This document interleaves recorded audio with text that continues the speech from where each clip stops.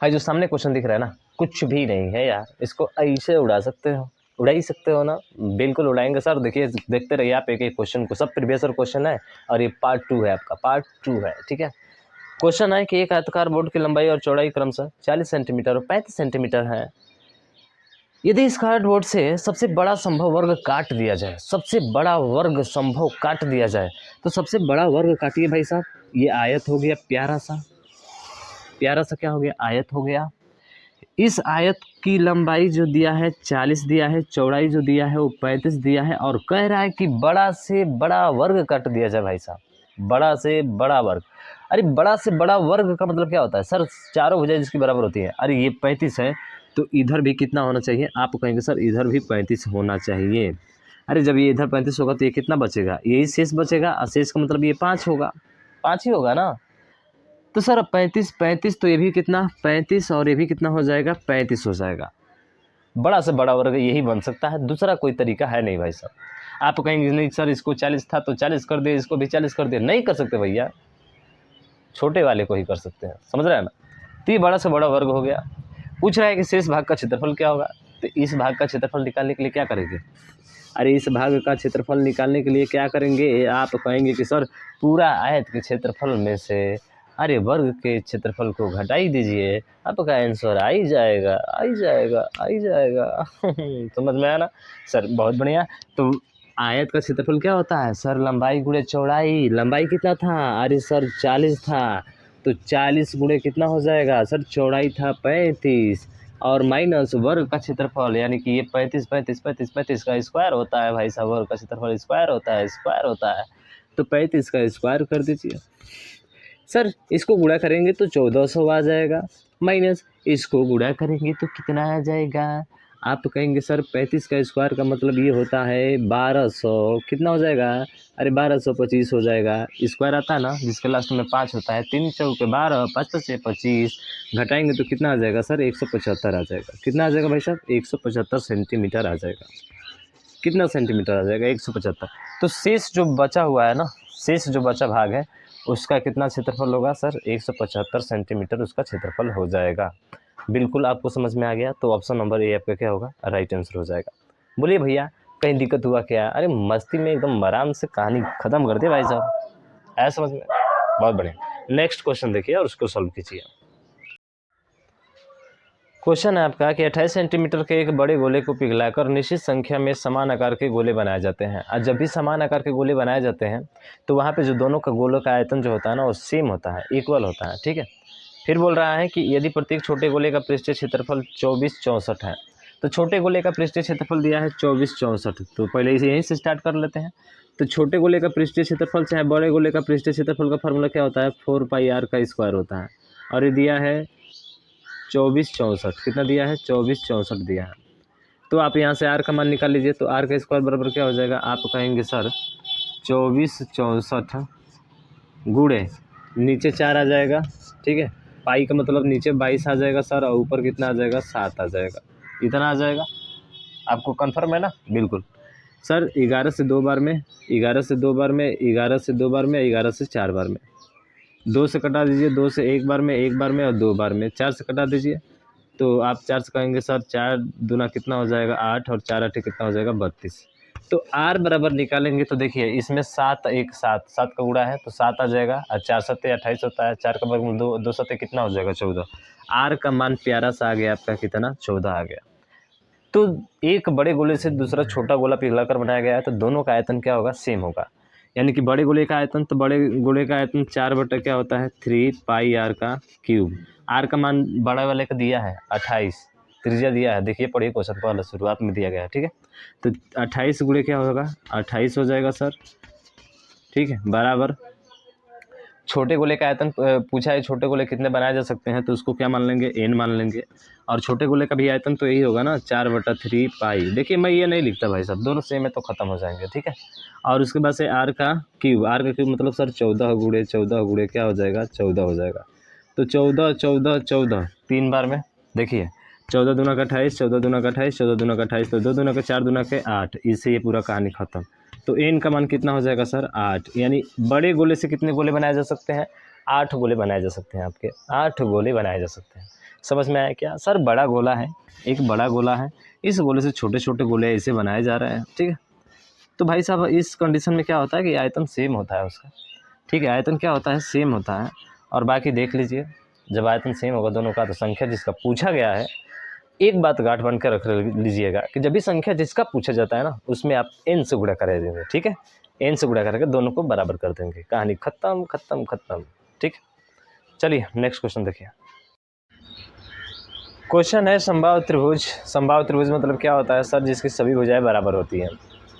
आकार के प्लाट के एक कोने में एक बकरी 10.5 मीटर लंबी रस्सी से बंधी हुई है। त्रिभुज के उस भाग का क्षेत्रफल ज्ञात कीजिए जिसमें बकरी चर पाएगी।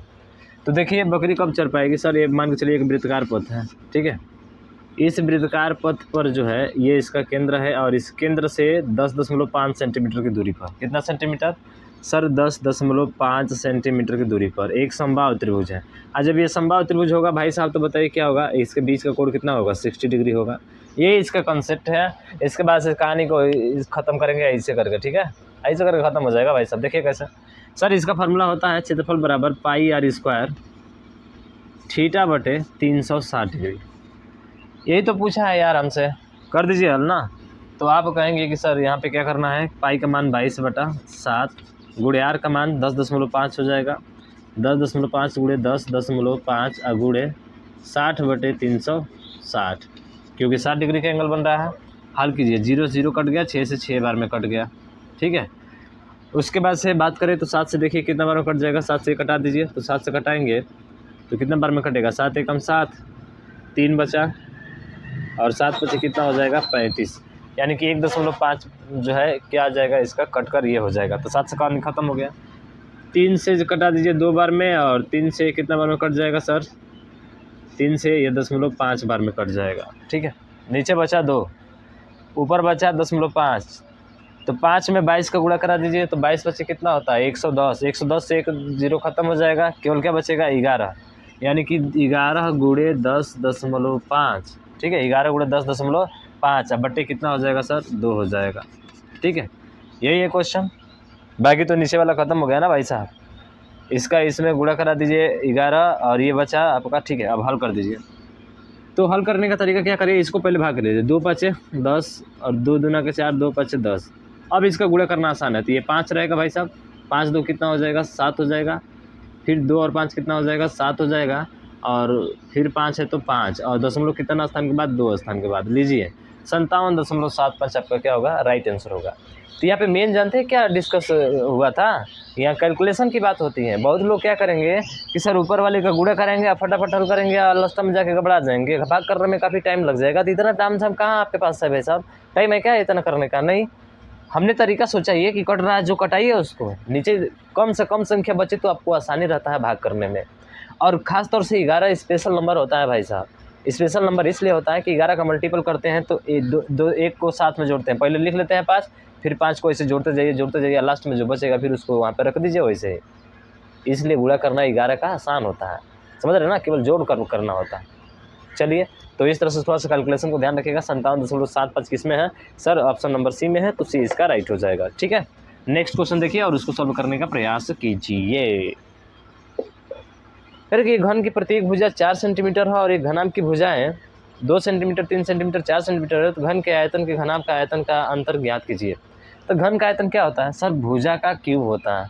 और घन का आयतन दिया है, प्रत्येक घन की भुजा 4 है, तो 4 चौके 16 चौके कितना हो जाएगा? 64। डायरेक्ट कर लो यार, ये तो सिंपल सा है। और इसका क्या होता है? घनाभ का आयतन लंबाई गुणे चौड़ाई गुणे ऊंचाई, तो 2 गुणे 3 गुणे 4, 2 3 6 चौके कितना हो जाएगा? 24। घटाओगे तो कितना आंसर आएगा सर? 40 सेंटीमीटर क्यूब आ जाएगा इसका आंसर। तो ठीक है, तो 40 सेंटीमीटर क्यूब किस में है? ऑप्शन नंबर बी में है। ये तो ये क्वेश्चन सिंपल था, ठीक है, एक लाइन का, कुछ नहीं है। अगला देखिए, कह रहे हैं कि एक सम पिरामिड का आधार। देखिए पिरामिड तो सर हम पढ़ते हैं पर हमें फार्मूला ही नहीं याद होता ना, फार्मूला नहीं याद है तो घंटा आएगा नहीं आएगा भाई साहब।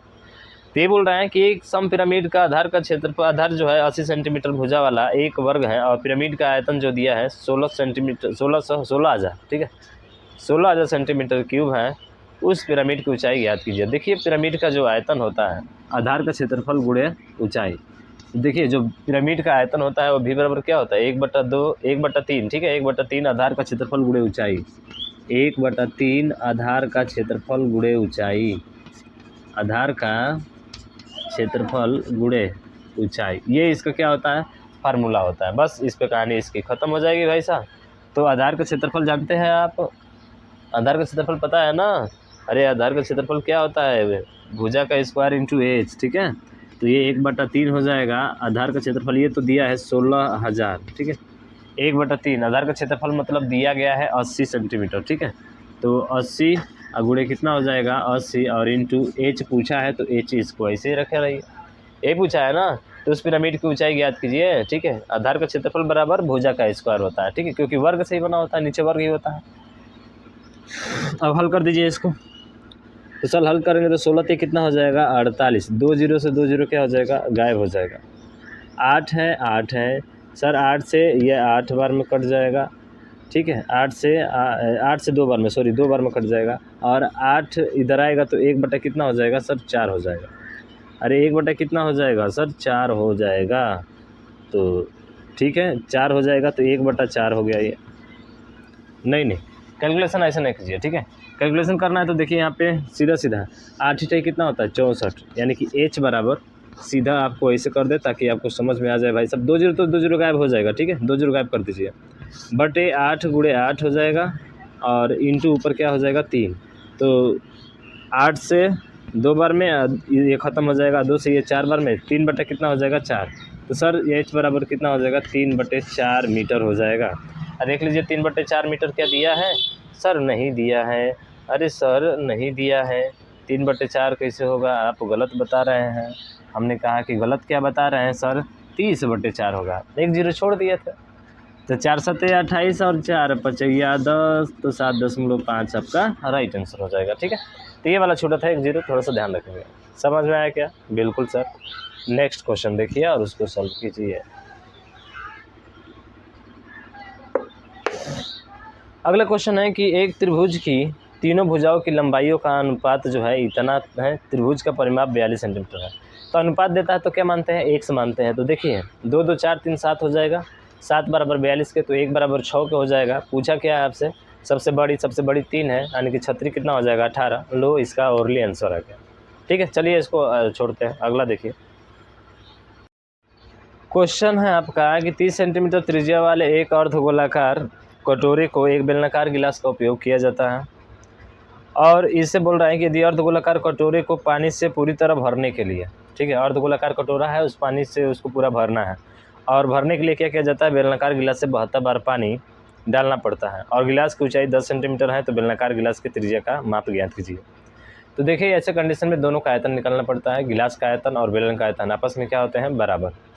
तो बेलन में से जो है डाला जा रहा है, बेलन से डाला जा रहा है गिलास में कितनी बार, 72 बार सर। तो जो हमारा गोले का जो आयतन होगा, अर्धगोले का आयतन, तो अर्धगोले का आयतन क्या होता है, आप कहेंगे सर 2/3 पाई आर का क्यूब होता है, ठीक है। इसको R1 मान लीजिए, बराबर ये बराबर किसका होगा, आपके बेलन के आयतन, और बेलन के आयतन में कितना बार इसी से डाला जाए 72 बार, तो बेलन का आयतन क्या होता है, पाई आर स्क्वायर एच होता है। अब इसको हल कीजिए सर, पाई से पाई का कहानी ख़त्म हो जाएगा, ठीक है। 2/3 तो 2/3 हो जाएगा, आर का क्यूब, आर का मान दिया है देख लीजिए, 30 सेंटीमीटर त्रिज्या वाले अर्धगोला है, तो 30 गुणे कितना हो जाएगा सर, 30 गुणे 30 हो जाएगा, ठीक है, बराबर 72 नीचे आ जाएगा, तो नीचे यहाँ पे 72 लिख दीजिए डायरेक्ट। और आर का स्क्वायर का मान निकालना है, और एच का मान आपको पता है कितना सेंटीमीटर है सर, 10 सेंटीमीटर है, गिलास की ऊंचाई 10 सेंटीमीटर है, तो गुणे 10 नीचे आ जाएगा आपका। अब हल कर दीजिए, तो 0 से 0 कट गया सर। यहाँ पे देखिए 3 से ये 3 क्या हो जाएगा, कट जाएगा। बात करें तितली के 9, कितना हो जाएगा, तितली के 9, और 9 से ये 8 बार में कट जाएगा। तो अब कितना बचा है, 200/8, 200/8 मतलब 25/8 है 200। सर आर का स्क्वायर का मान जो आएगा वो 25 आ जाएगा। तो बताइए आर बराबर कितना हो जाएगा सर, 5 सेंटीमीटर हो जाएगा, और यही हमसे पूछा गया है, तो 5 सेंटीमीटर इसका राइट आंसर हो जाएगा। 5 सेंटीमीटर बोले तो ऑप्शन नंबर सी में है, ठीक है।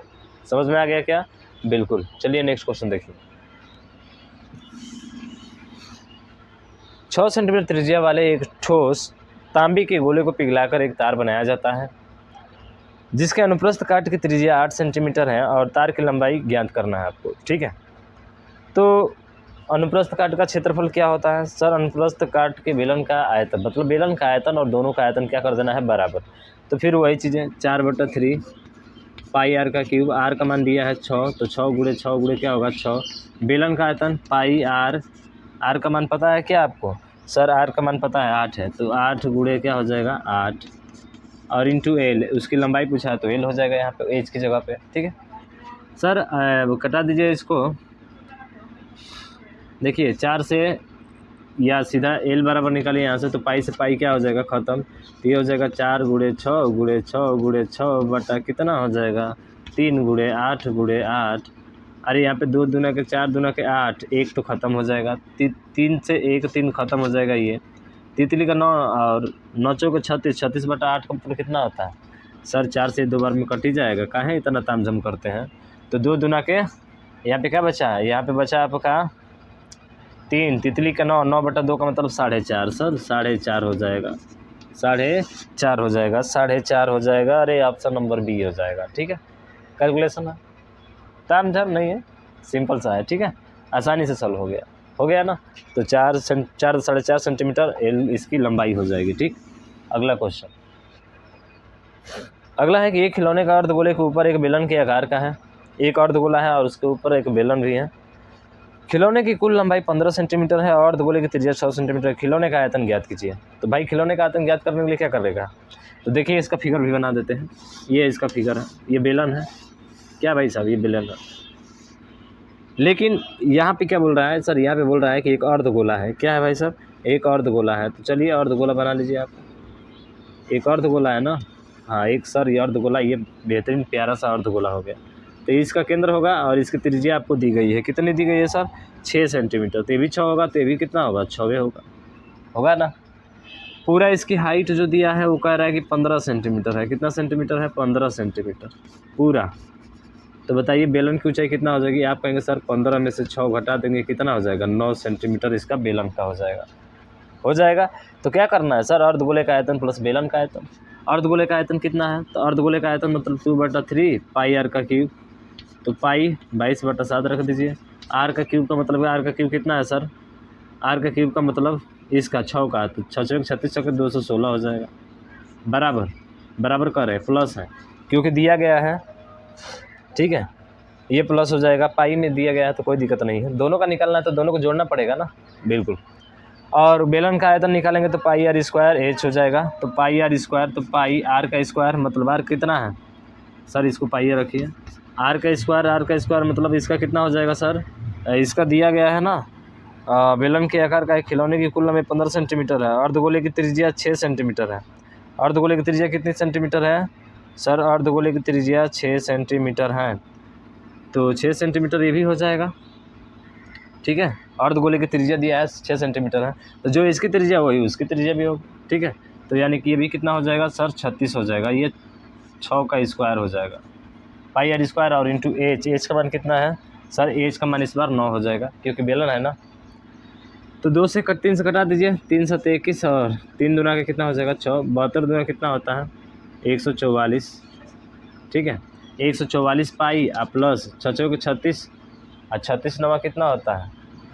29 27 और 3 कितना हो जाएगा? 30।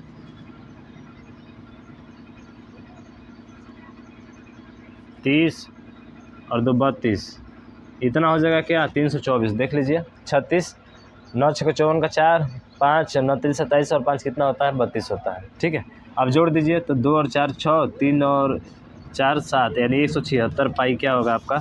राइट आंसर हो जाएगा। ठीक है, तो 176 पाई देख लीजिए, सही है ना भाई साहब? 144 पाई प्लस 324 तो कितना हो जाएगा? सॉरी यार, 3 और 1 कितना हो जाएगा? 476 होगा ना। ठीक है, 476 हो जाएगा। तो 476 पाई सेंटीमीटर क्यूब आपका क्या होगा? राइट आंसर हो जाएगा। ठीक है, चलिए नेक्स्ट क्वेश्चन देखिए।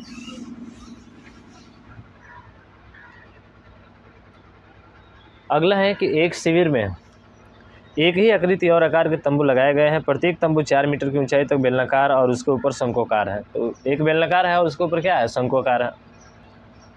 बेलनाकार भाग के शंक्वाकार भाग दोनों आधारों का व्यास 10.5 मीटर और शंक्वाकार भाग की तिर्यक की ऊंचाई 10 मीटर है। यदि सभी तंबुओं को बनाने में कुल इतना रुपये कैनवास का प्रयोग किया गया है तो शिविर में कितने तंबू है। अब बताइए, तंबू और बेलन बनाया जाता है तो उसका वक्र पृष्ठ होता है ना। अरे खोखला बेलन होता है, मतलब वक्र पृष्ठ में उसको बनाया जाता है, ऊपर तो होता नहीं है, नीचे तो होता नहीं है, तो ऊपर वक्र पृष्ठ होगा भैया, बिल्कुल। तो दोनों का वक्र पृष्ठ क्या होगा, दोनों वक्र पृष्ठ निकाल दीजिए।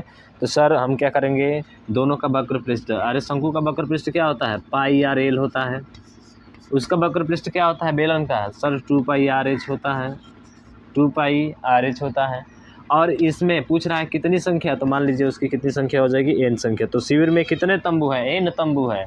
और ये बराबर किसका दिया गया है आपके, ये दिया गया है भाई साहब, किसका दिया गया, 3861 का दिया गया है। यही तो हल करना है, हल कर दीजिए। अरे हल कर दीजिए। पहला दिया है 10.5, व्यास दिया है, व्यास 10.5 है। अरे तो व्यास 10.5 है तो आर बराबर कितना हो जाएगा, 2 5 10 और 2 दूना का 4, 2 5 10, 5.25 हो जाएगा ना।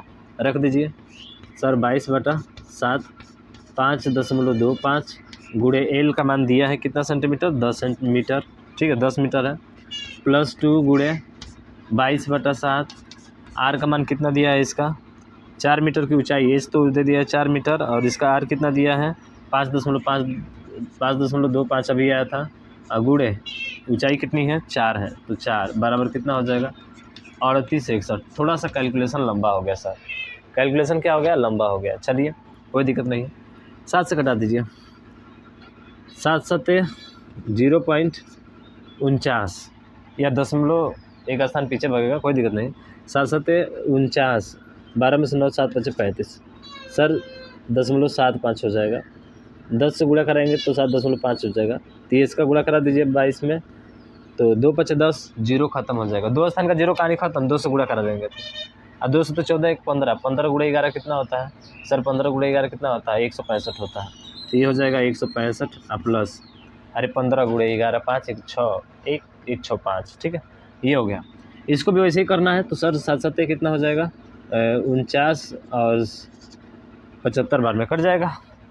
4 5 20 का जीरो, 4 7 28 2 30 का जीरो, 2 दशमलव कहानी खत्म, 3 बचे यहाँ पे, 3 दूना के 6 और 6 दूना के 12, 12 गुणे 11 132, सर ये 132 आ जाएगा। और इधर क्या था एन बराबर 3861, ठीक है 165 में 132 जोड़िए तो 200, और 60 3 90 और 5 2 7 5 2 7 हो जाएगा, यानी कि 1 1 2 295। तो एन बराबर क्या हो जाएगा सर 3861/295 हो जाएगा। इसमें इससे भाग करना है, हमारा आंसर आसानी से आ जाएगा, ठीक है। तो भाग कर दीजिए, कितना बार में कटेगा, 5 2 7 है ना, सॉरी 7 है यहाँ पे।